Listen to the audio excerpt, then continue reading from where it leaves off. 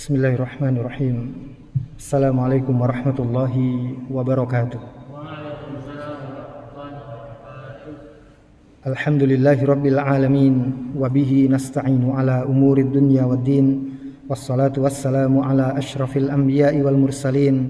Wa ala alihi wa sahbihi at-tayyibin at-tahirin. Wa man tabi'ahum bi ihsanin ila yaumiddin, amma ba'd. Rabbi syrah li sadri wa yassir li amri wahlul 'uqdatam min lisani yafqahu qawli. Allahumma inna nas'aluka al-huda wat-tuqa wal 'afafa wal ghina. Allahumma inna nas'aluka ilman nafi'a wa rizqan thayyiba wa amalan mutaqabbala. Allahumma 'allimna ma yanfa'una wanfa'na bima 'allamtana. Allahumma a'inna 'ala dzikrika wa syukrika wa husni ibadatik. Alhamdulillah, jamaah sekalian yang insyaallah sama-sama dimuliakan oleh Allah Subhanahu wa taala. Marilah kita sama-sama senantiasa berucap syukur kepada Allah Subhanahu wa taala atas semua limpahan nikmat yang Allah berikan kepada kita. Hingga detik hari ini kita masih diberikan nikmat iman oleh Allah Subhanahu wa taala, sehingga kita masih dicatat oleh Allah Subhanahu wa taala menjadi bagian orang-orang yang beriman kepadanya. Dan senantiasa kita berdoa kepada Allah Subhanahu wa taala agar kiranya Allah tetap menjaga iman dan hidayahnya buat kita semua hingga kita nanti bertemu dengan Allah Subhanahu wa taala dalam keadaan beriman dan husnul khatimah insyaallah. Kemudian nikmat sehat dan nikmat waktu ini juga sampai detik hari ini kita masih diberikan oleh Allah Subhanahu wa taala hingga kita bisa melaksanakan semua amalan-amalan kita, semua kerja-kerja kita, aktivitas kita, amal ibadah kita, ketaatan kita kepada Allah, sampai kita mencari nafkah hingga kita detik hari ini datang ke masjid yang mulia ini, salah satu rumah Allah Subhanahu wa taala, dalam keadaan sehat dan diberikan kesempatan. Tentunya ini semua adalah barokah dari Allah Subhanahu wa taala agar kiranya kita bisa menggunakan semuanya dalam rangka ketaatan kita kepada Allah Subhanahu wa taala.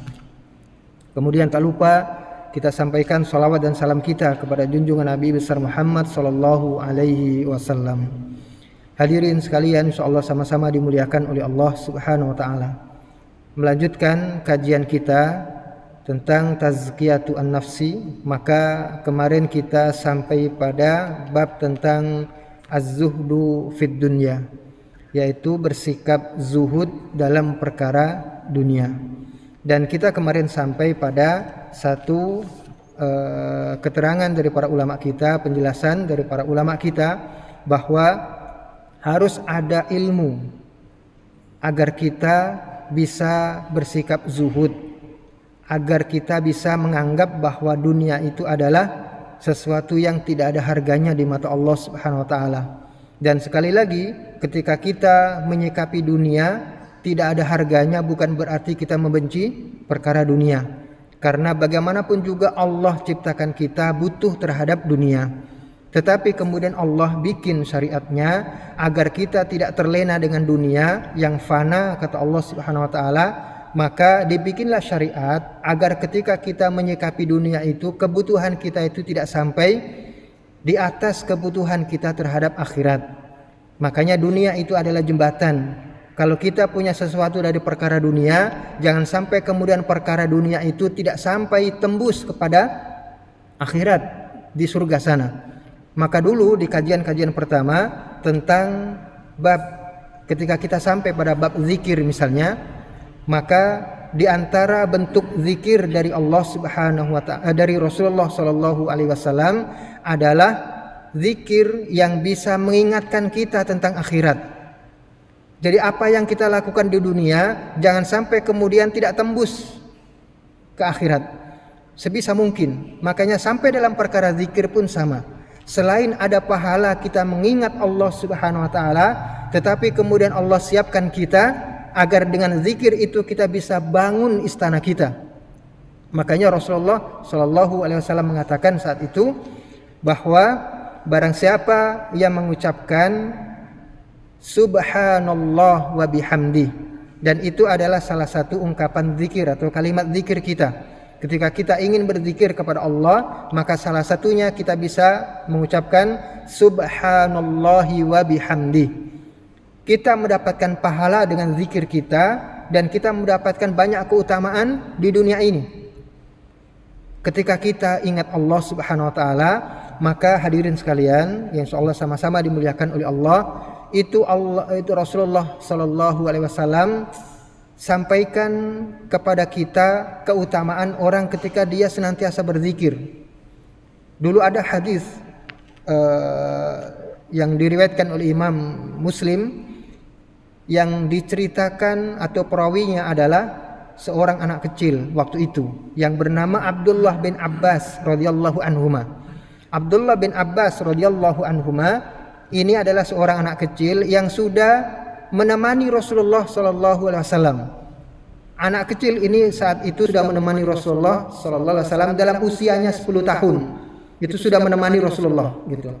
Maka di antara kejadian antara beliau dengan Rasulullah sallallahu alaihi wasallam adalah beliau bercerita, kuntu khalfan nabi sallallahu alaihi wasallam yauman. Suatu hari aku berada di belakang Rasulullah. Faqala li, lalu kemudian beliau berkata kepadaku, ya ghulam, wahai anakku, u'allimuka kalimat. Aku akan mengajarimu beberapa kalimat, gitu, beberapa nasihat, gitu. Nasihat itu kemudian disampaikan oleh Rasulullah. Pertama, ihfazillaha yahfazka. Jagalah Allah, maka Allah akan menjagamu. Nah, para ulama kemudian menjelaskan kepada kita, bukan berarti kita menjaga Allah dalam hal seperti kita menjaga makanan, menjaga uang, bukan. Tetapi yang dimaksudkan di sini adalah menjaga Allah itu adalah menjaga syariatnya. Yang paling minimal adalah kita mengingat. Dan ketika kita mengingat itu, sebisa mungkin kita mengucapkan kalimat-kalimat yang diajarkan oleh Rasulullah sallallahu alaihi wasallam. Yaitu salah satunya tadi, subhanallahi wa bihamdih. Itu caranya. Maka ketika kita mengingat Allah dengan mengucapkan kalimat-kalimat zikir, maka itu adalah salah satu bentuk kita menjaga Allah Subhanahu wa taala. Yang akhirnya kita mendapatkan penjagaan dari Allah Subhanahu wa taala. Jagalah Allah, maka Allah akan menjagamu. Berikutnya kata beliau, ihfazillaha tajidhu tujahak. Jagalah Allah, maka kamu akan dapati Allah senantiasa berada di depanmu. Artinya bahwa kita tidak mungkin melihat Allah di depan kita, bukan begitu maksudnya. Tapi yang disampaikan oleh Rasulullah SAW adalah bahwa ketika kita menjaga agama Allah dengan menjalankan syariatnya, perintahnya kita jaga, larangan-larangannya kita hindari, maka dengan begitu kita akan mendapati senantiasa petunjuk Allah selalu di depan kita. Makanya hadirin sekalian, insyaallah sama-sama dimuliakan oleh Allah. Contoh paling sederhana begini. Kenapa kita sampai datang sekarang di masjid menunaikan sholat maghrib berjamaah? Padahal kan enak nonton sinetron. Kita habis kerja capek, enak nonton sinetron gitu. Atau apalah di rumah gitu ya. Tapi kenapa kita sampai di masjid misalnya? Sampai kemudian kita meninggalkan perkara dunia yang ada di rumah kita, lalu memilih masjid, dan itulah salah satu bentuk zuhud gitu ya. Kita tinggalkan perkara dunia karena kita tahu ada yang lebih baik di sini gitu. Kenapa kita sampai di sini? Karena itu adalah bagian dari petunjuk Allah Subhanahu wa taala, karena sebelum-sebelumnya kita telah melakukan ketaatan. Andaikan sebelum-sebelumnya kita adalah mencuri, apa segala macam dari perbuatan mungkar, enggak mungkin tiba-tiba kita datang ke masjid. Enggak ada petunjuk begitu. Makanya Allah senantiasa memberikan petunjuk kepada kita karena sebelumnya kita telah menjaga Allah Subhanahu wa taala. Maka dituntunlah senantiasa kita ini untuk selalu datang dan mendatangi tempat-tempat kebaikan dan kebenaran. Jadi begitu. Makanya ketika kita menjaga Allah, Allah akan jaga hidayahnya. Kita akan selalu diberikan petunjuk oleh Allah Subhanahu wa taala. Nah, maka kita mendapatkan banyak keutamaan ketika kita berzikir. Tetapi kemudian balasan ada lagi, kata Allah Subhanahu wa taala, kata Rasulullah sallallahu alaihi wasallam, bahwa kita akan diberikan satu pohon kurma di istana kita nanti di surga. Satu pohon kurma. Dan dulu saya sampaikan kenapa pohon kurma, ya karena memang kebanyakan waktu itu yang ditemui oleh Rasulullah SAW di Makkah dan Madinah ya adalah pohon kurma. Seandainya misalnya bertemu dengan pohon apel, pohon apa, mungkin disebutkan juga gitu ya. Tetapi itu salah satu bukan berarti hanya satu-satunya yang akan kita dapatkan di surga adalah pohon kurma, enggak gitu ya. Kenapa? Karena di dalam surah Al-Baqarah disebutkan bahwa buah-buahan yang kita temui di dunia maka kita pun akan menemui di akhirat. Wa utubihi mutasyabiha. Dan mereka penduduk surga diberikan oleh Allah apa yang sama dulu ketika mereka temui di dunia. Berarti yang kita temukan nanti di rumah kita sekarang, kita suka pohon apel misalnya. Maka ketika kita mengucapkan kalimat subhanallah wa bihamdi dan Allah takdirkan kita dibalas, maka kita mendapatkan pohon apel itu insyaallah gitu ya. Jadi tidak hanya pohon kurma. Jadi banyak sekali perkara-perkara yang kita lakukan di dunia dari kebaikan yang akhirnya kemudian tembus sampai di akhirat gitu ya, tembus sampai di akhirat. Makanya kemudian itu zikir ya, itu zikir. Perkara-perkara dunia pun sama gitu ya, karena ibadah kita itu tidak hanya zikir, sedekah pun adalah ibadah. Maka boleh jadi sedekah-sedekah kita itu nanti akan tembus dan kita temukan nanti di akhirat. Makanya kan pernah ada Allah ceritakan di dalam Al-Quran ada penduduk surga, ada penduduk neraka itu yang kemudian memohon-mohon kepada Allah Subhanahu wa taala agar dikeluarkan dari neraka, dibalikin dulu ke dunia agar apa? Agar bisa bersedekah gitu. Agar bisa bersedekah. Kenapa dia ngomongnya bersedekah? Kenapa dia tidak mengatakan agar aku bisa sholat, bisa berjihad, bisa haji, bisa umroh dan sebagainya? Tapi yang disebutkan adalah sedekah. Karena ternyata kemudian dia ketika disiksa oleh Allah Subhanahu wa taala, maka dia lihat di surga itu orang yang paling banyak mendapatkan kebaikan dari Allah Subhanahu wa taala ternyata adalah ahli sedekah. Bukan berarti ahli sholat tidak mendapatkan kebaikan, tetapi orang bisa bersedekah itu tidak banyak karena harus membutuhkan kepemilikan sesuatu dari harta dan sebagainya. Tidak semua orang bisa gitu ya. Tidak semua orang punya gitu. Artinya ketika tidak semua orang punya, maka tidak semua orang bisa bersedekah. Makanya banyak keutamaan orang ketika dia sanggup bersedekah. Nah, itu yang dilihat oleh penduduk neraka. Makanya dia mengatakan kepada Allah ketika disiksa melihat betapa banyak yang mendapatkan kenikmatan di surga itu adalah orang-orang yang ahli sedekah, maka dia ngomongnya begitu, agar aku bisa bersedekah gitu. Nah, jadi ketika kita mengeluarkan harta berapapun yang kita keluarkan, maka kita harus niat betul bahwa ini harus tembus sampai di akhirat. Maka dari situlah Rasulullah SAW dalam hadis riwayat Imam Al-Bukhari dari Abu Umamah radhiyallahu anhu, Rasulullah SAW pernah mengingatkan kita, man ahabba lillah, barang siapa yang mencintai sesuatu karena Allah, wa man abghadha lillah, dan barang siapa yang membenci sesuatu karena Allah juga, bukan karena yang lain, wa man a'ta lillah, dan barang siapa ngasih sesuatu karena Allah, wa man mana'a lillah, dan barang siapa juga menahan enggak jadi ngasih juga karena Allah Subhanahu wa taala, faqad istakmalal iman, maka dia telah menyempurnakan imannya. Jadi ternyata bahwa ketika kita memberikan sesuatu dari apa yang kita punya, ketika itu adalah lillahi ta'ala, maka itu adalah salah satu wujud dari kesempurnaan iman kita gitu. Jadi sampai begitu, sampai perkara iman, kesempurnaan iman pun ada hubungannya dengan ketika kita kerja, memberi, ngasih, bersedekah, infak dan sebagainya. Jadi begitu. Makanya senantiasa dikaitkan dengan perkara akhirat. Itulah mengapa di pembahasan zuhud itu artinya adalah ketika kita lebih mementingkan atau bukan mementingkan, lebih memilih gitu ya, lebih memilih. Karena pilihan dunia itu pun boleh kita lakukan kan? Kita ada nggak dalil yang melarang bahwa kita tidak boleh atau larangan kita melihat film di rumah misalnya, sinetron, kan nggak ada gitu. Kecuali kalau kita berlebihan sampai meninggalkan sholat sebagainya, itu baru dilarang. Tapi kalau sekedar melihat film, melihat apa, sewajarnya saja, nggak ada larangannya gitu. Artinya kita boleh gitu, boleh kita memilih itu. Tapi kalau kita sampai memilih ke sini, nah itu beda masalahnya. Itulah zuhud gitu. Itulah zuhud. Kita tinggalkan perkara dunia bukan karena kita tidak suka, Bukan karena kita tidak mau, tapi ada yang lebih kita pilih kebaikannya, yaitu kita datang di masjid ini. Maka sama juga misalnya ketika kita makan misalnya, kan nggak ada larangan kita makan mewah selama kita mampu dan dari duit kita sendiri, bukan ngembat duit orang ya, entah 10.000 entah 17 M, pokoknya bukan ngembat lah gitu ya. Duit kita sendiri, kita orang kaya, boleh nggak kita makan mewah? Siapa yang larang? Nggak ada yang larang gitu, nggak ada yang larang.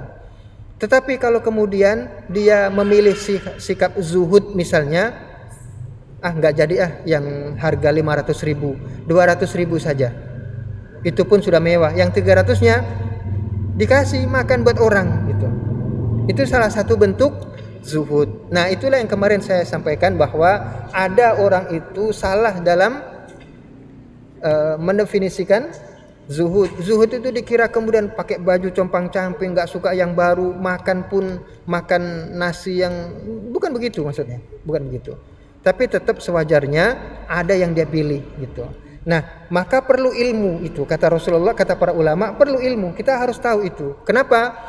Ketika kita tidak tahu ilmu tentang dunia itu adalah hina, dunia itu adalah sepele, maka kita tidak akan bisa memilih apa yang lebih baik daripada dunia gitu. Nah, salah satu ilmu itu disampaikan oleh Allah Subhanahu wa taala di dalam banyak ayatnya. Makanya ayat ini harus kita kaji, kita hafalkan, kita pahami dan kita praktekkan.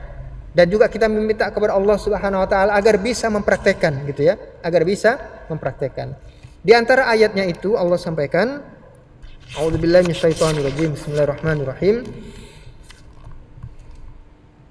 Di surah Al-A'la ayat 16 sampai 17. Allah Subhanahu wa taala mengatakan, bal tu'thirunal hayatad dunya wal akhiratu khairum wa abqa. Justru mereka, yaitu orang-orang yang beriman itu, justru kalian orang-orang kafir itu tu'thirunal hayatad dunya, lebih memilih kehidupan dunia, lebih memilih kehidupan dunia. Wal akhiratu khairu wa abqa, sedangkan perkara akhirat itu kata Allah adalah khairun, lebih baik, wa abqa, dan tidak akan pernah musnah, artinya dia kekal. Jadi kita bangun rumah, minta kepada arsitek misalnya, tolong bikinkan rumah saya sekuat 500 tahun. Kita meninggal dia masih kokoh gitu, rumah kita. Kita meninggal rumah kita masih kuat gitu. Tapi ya tetap 500 tahun ya 500 tahun usianya. Ditambah lagi boleh jadi tidak bisa. Kenapa? Karena dunia itu sifatnya tidak seperti akhirat yang kata Allah abqa, yaitu kekal gitu. Nah, kita harus tahu ilmunya itu. Dan hadirin sekalian, yang insyaallah sama-sama dimuliakan oleh Allah, Allah mengatakan di sini bal tu'thirunal hayatad dunya. Sedangkan kalian semua wahai orang-orang kafir, tu'thirunal hayatad dunya, lebih memprioritaskan, mementingkan kehidupan dunia. Ini secara bahasa boleh kita bedah sebentar karena ada hikmah yang disampaikan oleh Allah Subhanahu wa taala melalui ungkapan dalam ayat ini. Pertama, al-isar. Al-isar itu adalah memilih salah satu dengan mengesampingkan salah satu yang lain. Itu namanya isar. Makanya disebutkan juga di sini tentang isar itu adalah cerita luar biasa tentang ketinggian akhlak para sahabat-sahabat Nabi Muhammad SAW dari kalangan Ansor. Di dalam surah Al-Hasyr ayat 9 itu Allah abadikan betapa luar biasa tingginya akhlaknya orang-orang Ansor itu ketika mereka menolong orang-orang Muhajirin. Maka di sana disampaikan oleh Allah Subhanahu wa taala, wa yu'thiruna ala anfusihim walau kana bihim khassasah. Dan mereka orang-orang Ansor itu lebih memilih untuk mementingkan memenuhi kebutuhan orang-orang Muhajirin daripada dirinya sendiri, padahal di saat yang sama-sama butuh.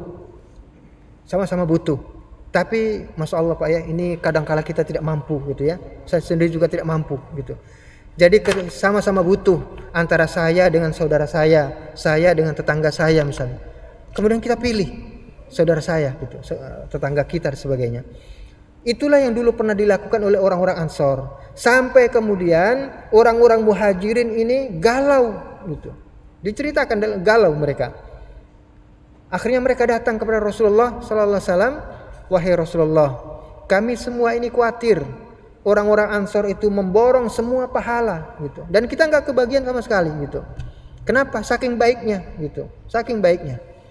Jadi begitu. Makanya itsar itu adalah memilih sesuatu yang lain dengan mengesampingkan sesuatu yang lain.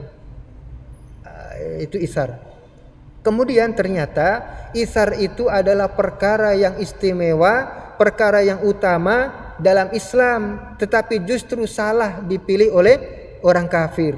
Seharusnya ketika kita melakukan itsar itu adalah memilih yang lebih baik, yaitu hayat al-akhirah, yaitu kehidupan akhirat. Beda dengan orang-orang kafir yang memilih al-hayatad dunya. Dan secara bahasa al-hayatud dunya itu sebenarnya tidak cukup diartikan dengan kehidupan dunia. Itu memang bahasa kita karena tidak menemukan terjemahan yang pas untuk kalimat al-hayatud dunya. Nah, sebenarnya yang pasnya bagaimana? Yang pasnya itu adalah bahwa secara bahasa Arab al-hayatu itu artinya adalah kehidupan. Ad-dunya itu adalah sifat dari kehidupan.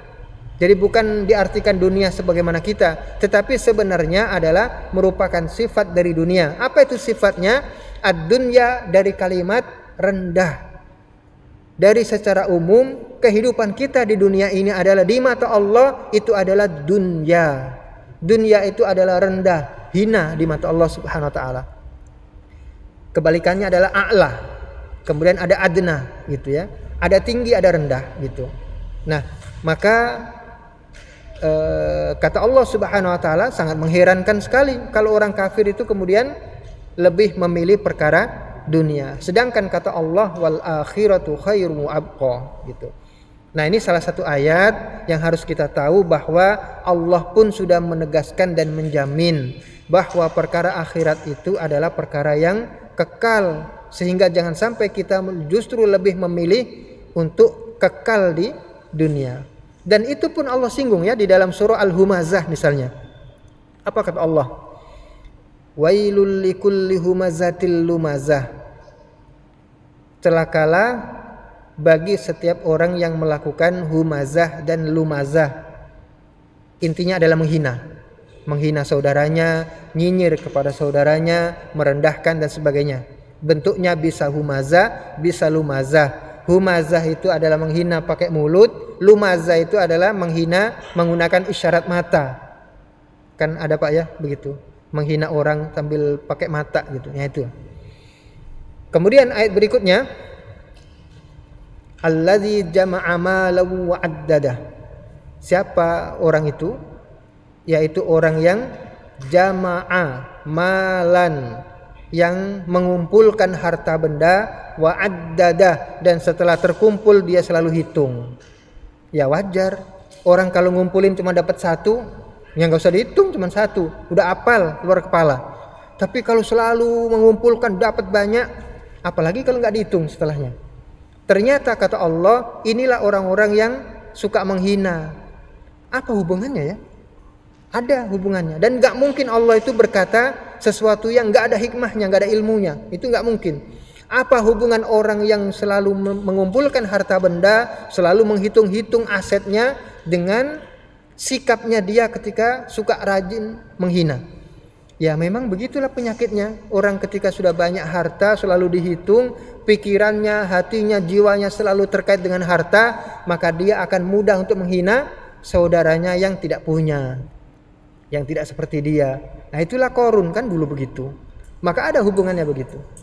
Nah kata Allah Subhanahu wa taala, alladzi jama'a malahu addada. Setelah dia menghitung-hitung, setelah dia mengumpulkan, apa yang terjadi kemudian? Dia menyangka yahsabu anna malahu akhladah.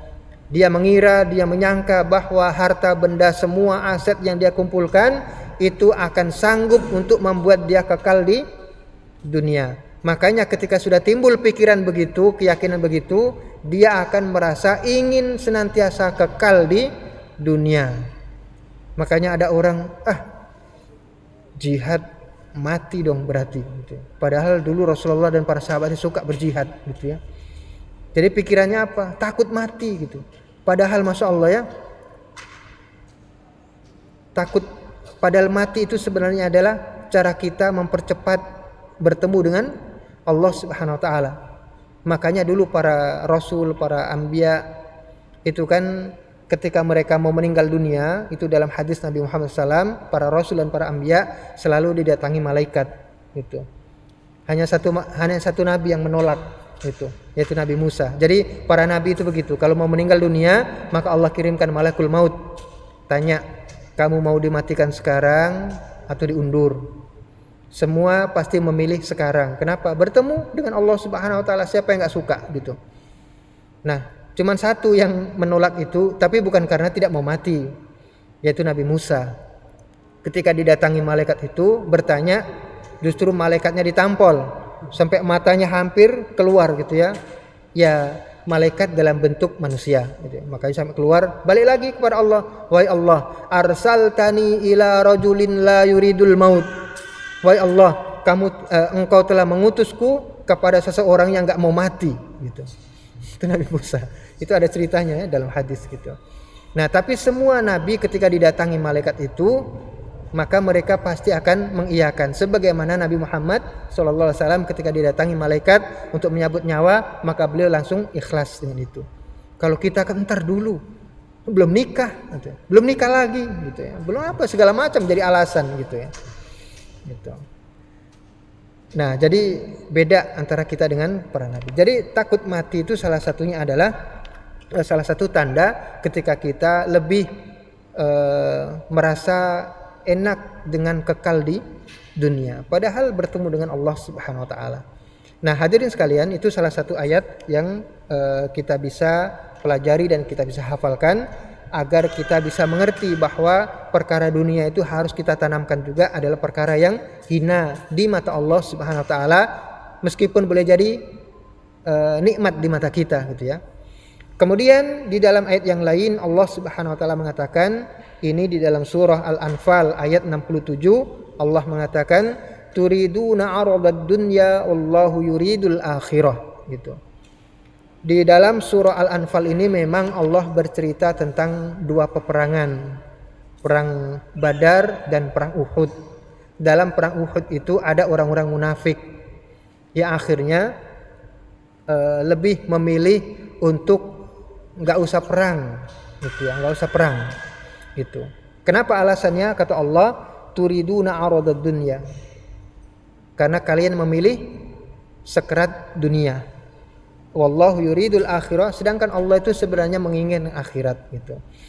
Nah, ini salah satunya, bahwa kalau Allah sudah mengatakan begitu, harusnya kita tanamkan juga dalam hati bahwa perkara akhirat itu kata Allah jauh lebih baik gitu buat kita gitu. Buat kita. Meskipun bukan berarti akhirnya kita lebih memilih cepat-cepat mati, enggak begitu maksudnya. Maksudnya adalah ketika kita hidup, senantiasalah kita memilih perkara dunia dalam semua hal yang kita lakukan. Ngomong harus tembus ke akhirat, bersedekah, bersolat, zikir dan sebagainya gitu ya. Karena dengan begitulah kita akan bisa mewujudkan sikap zuhud, karena kita akan memilih akhirat. Ngomong misalnya gitu kan kita boleh juga ngomong yang dihukumi mubah di dalam syariat, basa-basi boleh kan, bercanda boleh di dalam syariat mubah gitu. Tapi kalau kita lebih memilih bercanda terus 1 jam melihat lawak, apa ya sekarang anak sudah nggak hafal. Kalau dulu kan ada OVJ misalnya 1 jam, selesai OVJ lanjut lagi lawak berikutnya. Sampai Ramadan pun ketika kita sahur, kita lebih suka melihat lawakan para artis, karena biasanya ada itu ya, pengantar sahur itu. Kita lebih memilih itu daripada memilih sekadar satu saja, subhanallah wa bihamdi, yang balasannya enggak kira-kira. Nah, kita mendengarkan lawakan artis di saat-saat subuh boleh sahur boleh jadi kan kita juga dosa akhirnya di Ramadan kan gitu. Boleh jadi malah dosa.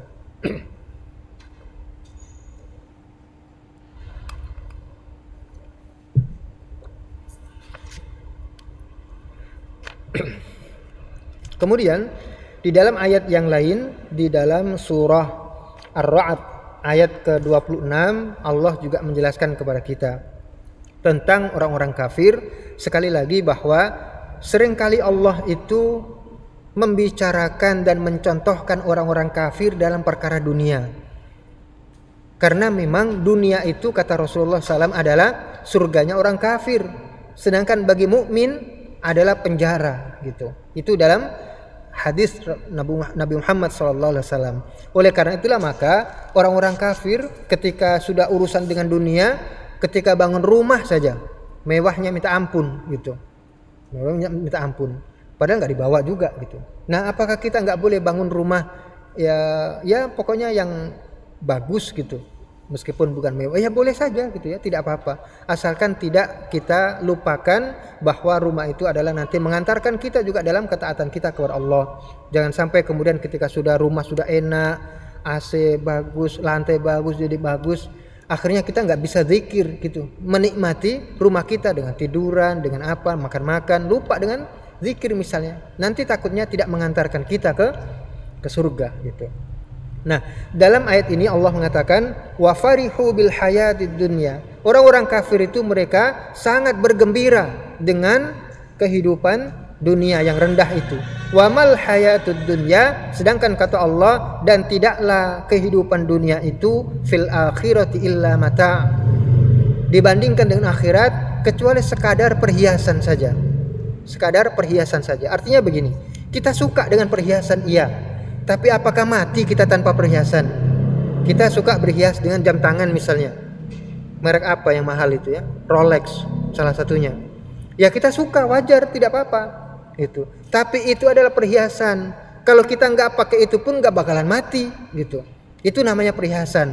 Artinya ketika kita tidak menikmati dunia, hanya secukupnya saja, atau ketika kita memiliki banyak harta, kita pilih untuk menyampaikan kita ke dalam surga, kita nggak bakal mati dengan itu, nggak bakal mati dengan sedekah, nggak bakal mati dengan sholat, nggak bakal mati juga dengan duduk di sini untuk sholat berjamaah dan sebagainya. Begitu maksudnya. Makanya perkara dunia boleh kita nikmati karena dia perhiasan.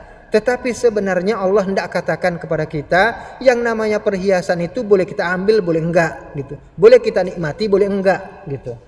Nah, itu kata Allah Subhanahu wa taala, bahwa dibanding akhirat itu, bahwa perkara dunia atau kehidupan dunia itu cuma sekedar perhiasan saja. Tetapi tetap yang pokoknya itu adalah al-hayatul akhirah gitu. Adalah kehidupan akhirat. Nah, kemudian pernah dalam suatu hadis dalam Sahih Muslim diriwayatkan dari Jabir bin Abdullah radhiyallahu anhu, anna Nabiyya sallallahu alaihi wasallam, sesungguhnya Nabi Muhammad sallallahu alaihi wasallam, marra bisuq wan nasu kanafataihi.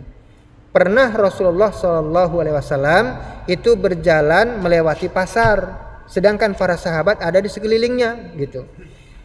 Famarra bijudiyin asak mayyit fatanawalahu fa akhadha bi udhunihi. Kemudian ketika melewati itu, ketika lewat pasar, melewati bangkai anak kambing. Melewati bangkai anak kambing, ada anak kambing mati gitu. Yang ketika dilihat kupingnya cacat, telinganya cacat gitu. Maka kemudian Rasulullah ambil telinganya itu. Ambil telinganya itu, kemudian berkata, ayyukum yuhibbu anna hadza lahu bidirham. Ada enggak yang mau bayar ini 1 dirham? Kupingnya doang yang cacat itu. Ada enggak yang mau bayar ini? Dia boleh ambil ini dengan harga 1 dirham. Qalu, maka para sahabat berkata, ma nuhibbu annahu lana bi syai'in wa ma nasna' bihi. Kami enggak ada minat memiliki barang begituan. Kami bisa apa gitu? Apa yang kita bisa perbuat dengan kuping atau telinga kambing yang cacat itu gitu. Maka kemudian Rasulullah mengatakan lagi, atuhibbuna annahu lakum. Mau enggak di antara kalian yang ya udah gratis saja dia miliki ini, telinga ini gitu. Enggak usah bayar 1 dirham gitu maksudnya. Tapi gratis saja, siapa yang mau gitu. Maka mereka berkata, wallahi demi Allah, lau kana hayyan kana aiban fi.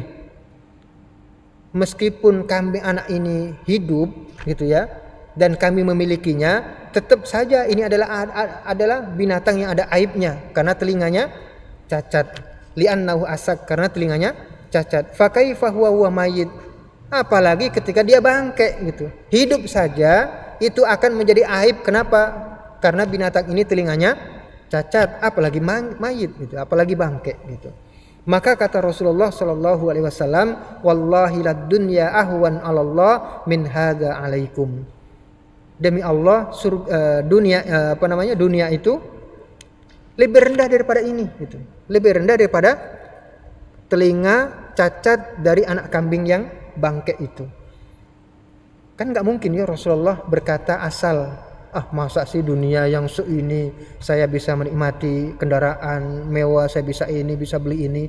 Masa iya dikata lebih rendah daripada telinga cacat dari anak kambing bangke? Kan kayaknya nggak mungkin, nggak masuk akal gitu. Karena maksud Rasulullah SAW adalah jangan sampai kemudian perkara dunia yang kita miliki itu akhirnya nggak tembus ke akhirat. Itu saja. Ketika tidak tembus, maka dia lebih buruk daripada telinga cacat dari anak kambing bangke gitu. Makanya bukan berarti Rasulullah hendak menanamkan pada jiwa kita supaya kita membenci dunia, tidak begitu maksudnya. Maksudnya adalah jangan sampai tidak berharga dunia itu ketika di tangan kita. Kenapa? Kita masih ingat dulu ya, ada pelacur dari Bani Israel.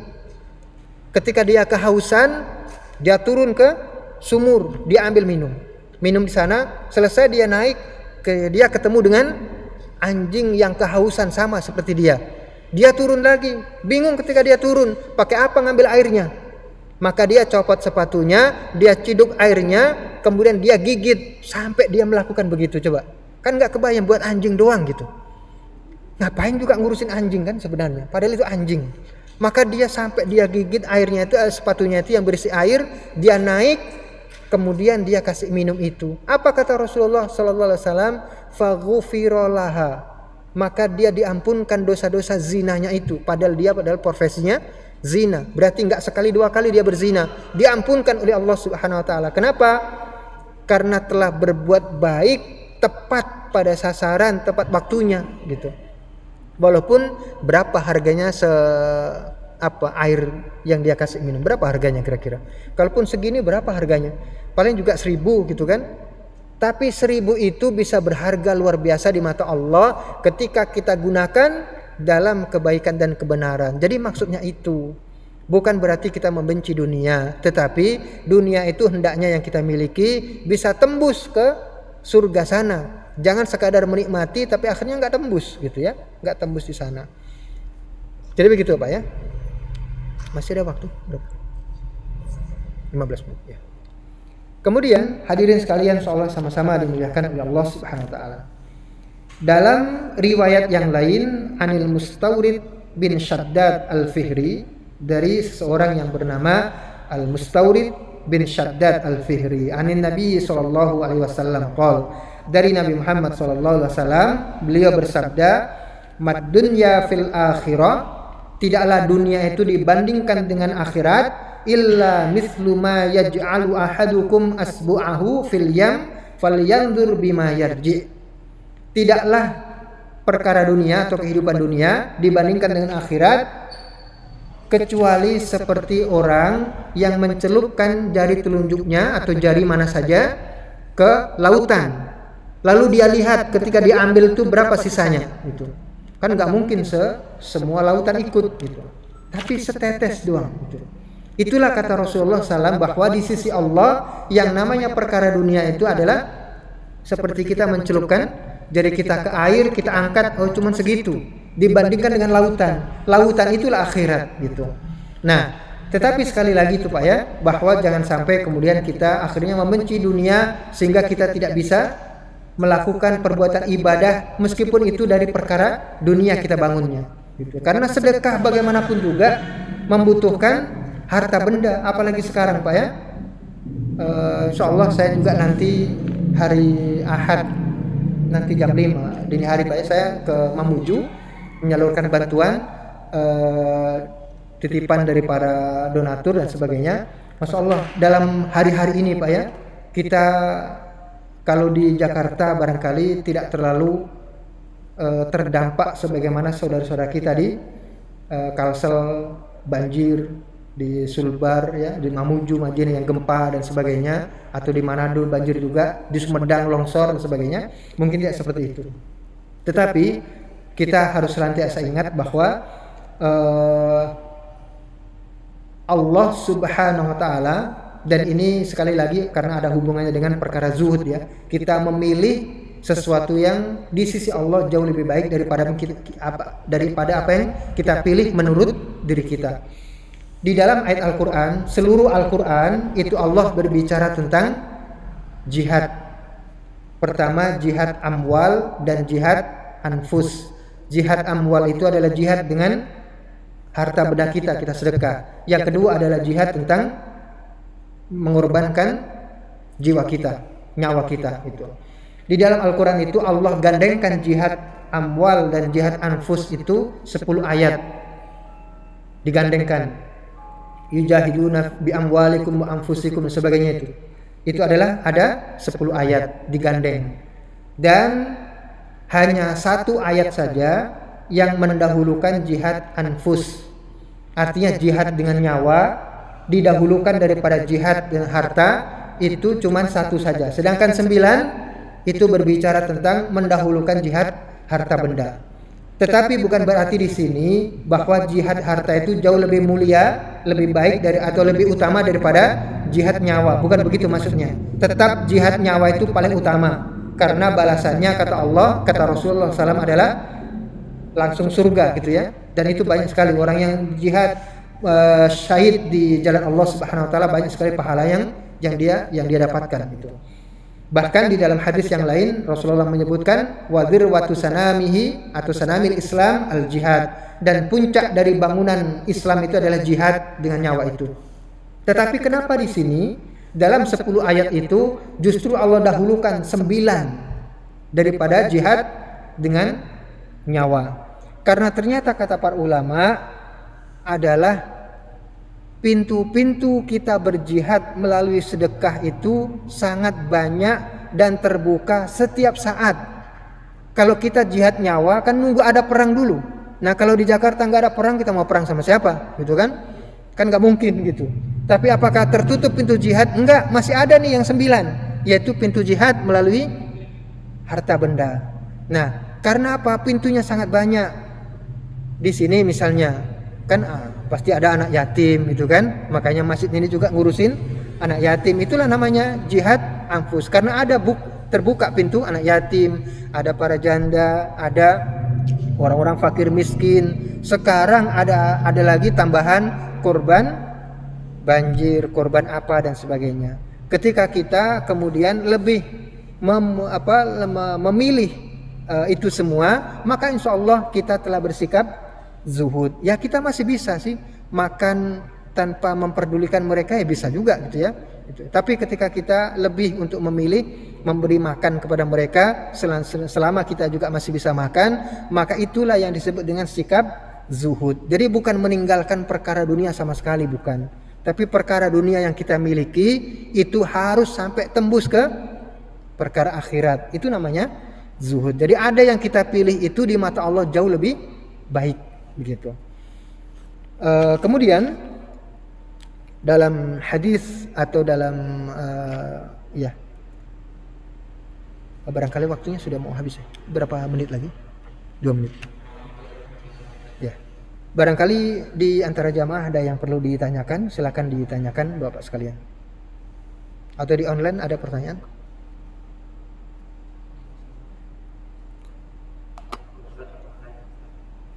Ya Pak, silakan. Zuhud itu ada tingkatan-tingkatannya, Ya. Oh ya.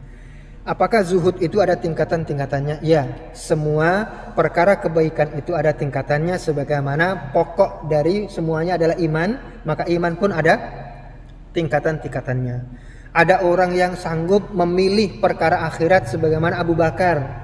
ketika dalam perang Tabuk, ya kan? Sampai kemudian Rasulullah bertanya, lalu apa yang kau tinggalkan buat keluargamu gitu.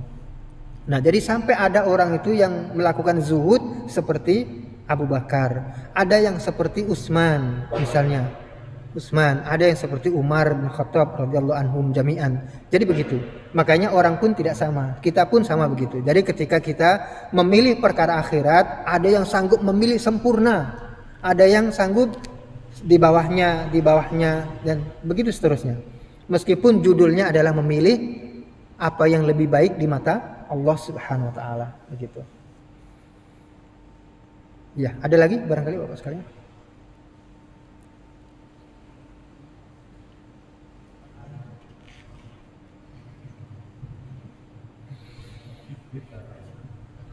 Ya. Ya, barangkali. Kalau tidak ada. Kenapa? Oh, masih 4 menit. Ya. Ya, kita lanjutkan. Penjelasan para ulama berikutnya.